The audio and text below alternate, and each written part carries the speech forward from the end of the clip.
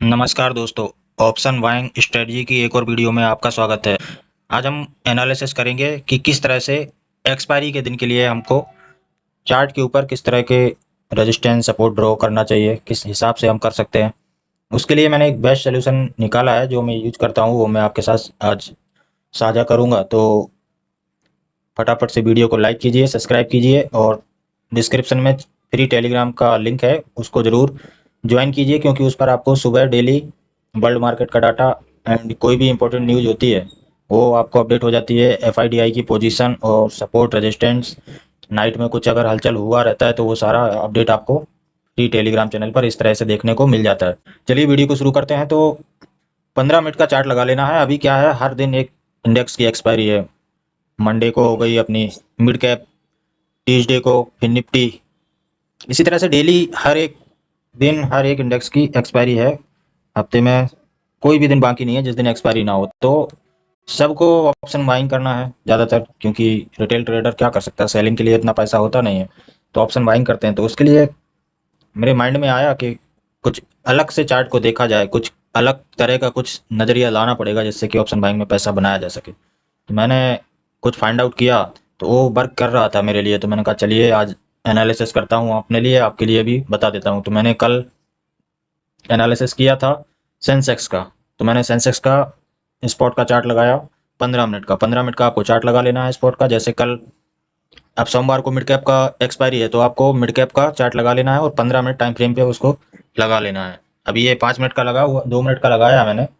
But आपको जब level draw करना हो ना, तो आपको 15 मिनट का चार्ट लगा लेना है। और प्रीवियस डे यानी कि मंडे को एक्सपायरी है मिड कैप का, तो आज फ्राइडे के दिन मिड कैप ने कहाँ काम किया, उसका हाई मार्क कर लेना है फर्स्ट, सेकेंड लो मार्क कर लेना है आज का, थर्ड उसका क्लोजिंग। 3 लाइन आपको लगा लेनी है। यही 3 लाइन आपकी सपोर्ट रेजिस्टेंस का काम करेंगी, परफेक्टली वर्क करेंगी। तो ये 3 आपको आज के दिन के लिए लगा लेना, बाकी का इतना मैटर नहीं करता है, क्योंकि जितनी पोजीशन आज बनी होंगी यही एक्सपायरी के दिन इफेक्ट करती हैं। इसके अलावा और पहले जो सेल किया होगा, प्रॉफिट बुक कर लिया होगा, कुछ कुछ भी नहीं बचता है। प्रीवियस डे का ही मेन रोल होता है एक्सपायरी के दिन। तो मंडे के लिए जो भी पोजीशन बनी होंगी आज मिड कैप में बन गई होंगी, तो अगर आज के लेवल कल ब्रेक होते हैं तो मूव मिलता है।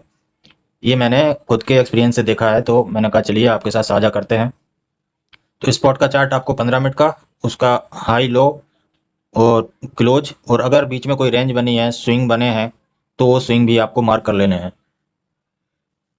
जैसे मैंने यहाँ पर ये लो मार्क किया, ये स्विंग मार्क किया, और स्विंग मैंने क्लोजिंग इसलिए मार्क नहीं किया था कि देखेंगे तो ये स्विंग के पास ही क्लोज हुआ था कल सेंसेक्स, तो इसके लिए मैंने ये मार्क नहीं किया। और मैंने ये भी हाई भी यहाँ पर ये छोड़ दिया। रीजन हाई इसलिए छोड़ दिया क्योंकि ये जो स्विंग बना था ना, ये कि यहाँ 2 बार रिटेस्ट हुआ और तीसरी बार क्लोजिंग भी यहीं मिली। तो मैंने ये लाइन यहाँ इसलिए लगाई कि अगर ये लाइन ब्रेक होती है तो मार्केट को 78,000 में देख रहा था, लेकिन आज गया नहीं है। 77,800 से ही मार्केट रिटर्न हो गया। तो मेरा टारगेट आज मिला नहीं, बट नीचे का टारगेट मैंने दिया था 77,000 का, वो उसके नीचे भी 200 पॉइंट और मिले हैं। आज देखिए मार्केट गैप अप खुला और फर्स्ट रेड कैंडल बनाई। इसके बाद इस लेवल के ऊपर सस्टेन होने का नाटक करने के बाद एकदम से ऊपर गई और यहाँ पर सबको ट्रैप किया। ऑप्शन का चार्ट मैंने इसलिए लगाया है कि एक्सपायरी के दिन ऑप्शन का चार्ट किस तरह से व्यवहार करता है वो मैं आपके साथ साझा करूंगा, क्योंकि स्पॉट का चार्ट कुछ और दिखाएगा, जबकि हमारा तो सारा काम इस पे है ना। हमको इसके हिसाब से एंट्री लेना है और इसके हिसाब से हमको एग्जिट लेना है। स्पॉट का चार्ट थोड़ा चलेगा, लेकिन हमारा ऑप्शन का चार्ट, अब पैसा तो ऑप्शन के हिसाब से ही मिलता है ना, उसी के हिसाब से लॉस होगा, उसी के हिसाब से प्रॉफिट होगा। तो स्पॉट का चार्ट हमको देखना तो पड़ेगा ही पड़ेगा, लेकिन ऑप्शन के चार्ट पर भी स्विंग हमको देखने पड़ते हैं। तो इसके लिए मैंने 77,300 का कॉल ऑप्शन लगाया, क्योंकि मार्केट आज इसके आसपास ही ऊपर नीचे घूमती रही है। तो मैंने ये भी प्लॉट किया। मैं आगे आगे आपको बता देता हूँ किस तरह से ये इसके साथ ऐड करूंगा। तो इतना बात क्लियर हो गया कि खाली प्रीवियस डे का, एक्सपायरी से एक दिन पहले का हमको चार्ट पे फोकस करना है, किस तरह का उसका स्ट्रक्चर है। इसके पहले हफ्ते भर क्या हुआ वो भूल जाना है, क्योंकि आज जो यहाँ पोजीशन बन गई, कल यहाँ जो पोजीशन बन गई थी, यही मैटर करने वाली थी। तो इन लोगों ने इतना बड़ा गैप अप होने के बाद भी हार नहीं मानी, यहाँ से मार्केट को ड्रैग करके नीचे लाए, फिर इसके ऊपर निकालने का नाटक दिखाए। अगर टाइम फ्रेम चेंज करें तो यहाँ पर पिन बार मिलेगा। 2 मिनट का इसलिए लगाया क्योंकि इसमें अर्ली एंट्री मिलती है। एंट्री आपकी जितनी अर्ली हो जाएगी, प्रॉफिट होने के चांस उतने बढ़ जाते हैं। लेकिन 2 मिनट के टाइम फ्रेम को किस तरह से यूज करना है वो मैं आपको ऑप्शन के चार्ट पर दिखाऊंगा। तो आप लगाने को आप स्पॉट पे भी 2 मिनट का चार्ट लगा सकते हैं, कोई दिक्कत नहीं है। तो यहाँ पर ये क्लोज हुआ, यहाँ पर ट्रैपिंग बनाया और फिर नीचे आने के बाद इसको रीटेस्ट करने गया, फिर इसके बाद ब्रेक नहीं कर पाया, नीचे आया। तो यहाँ पर मैंने एक पुट का ट्रेड उठाया था और अच्छा खासा प्रॉफिट बना था।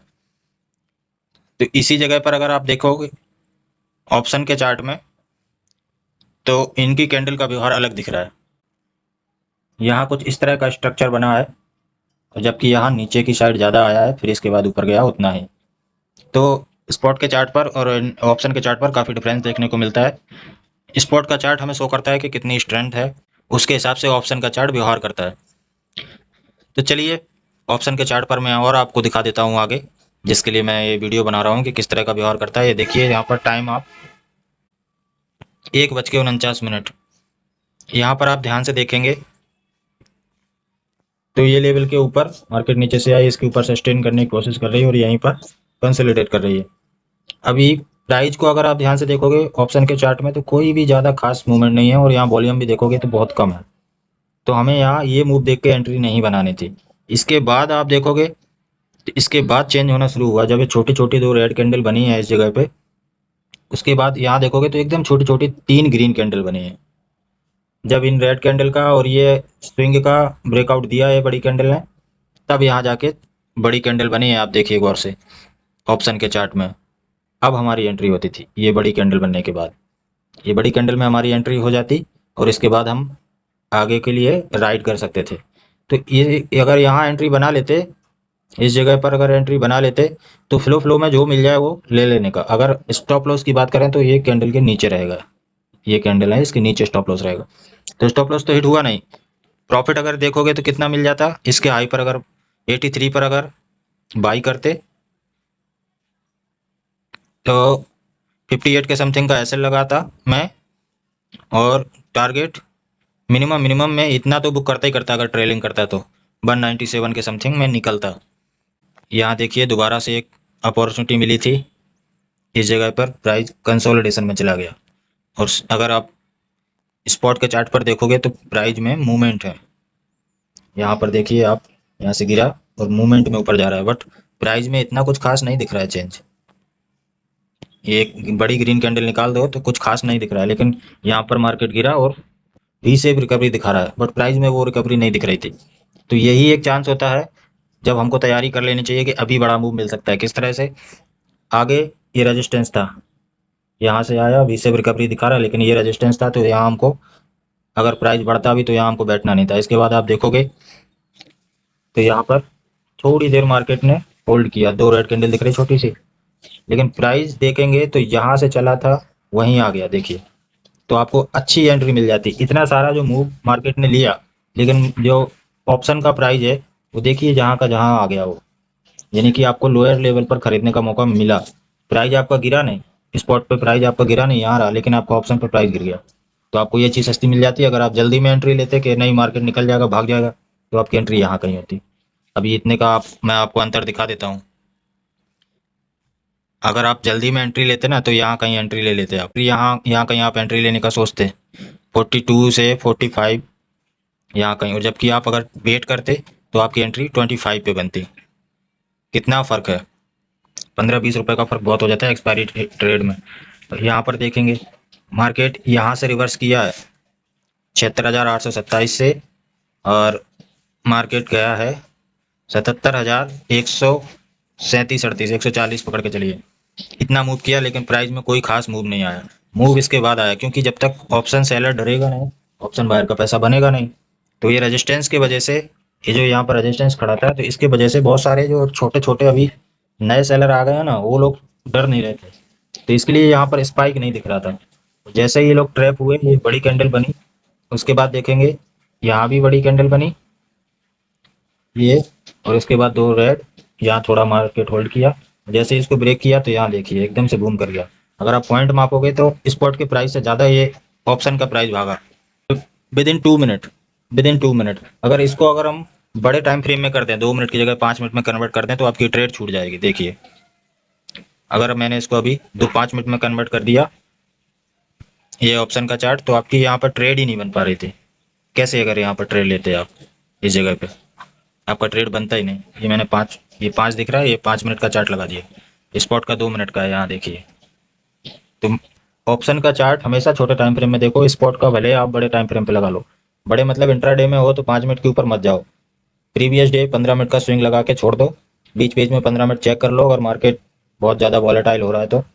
बाकी 5 मिनट स्पॉट का चार्ट लगा दो, 2 मिनट ऑप्शन का चार्ट लगा दो। यहाँ एंट्री परफेक्ट मिल जाती है, अर्ली एंट्री मिल जाती है, एंड आपको टारगेट इजीली मिल जाता है।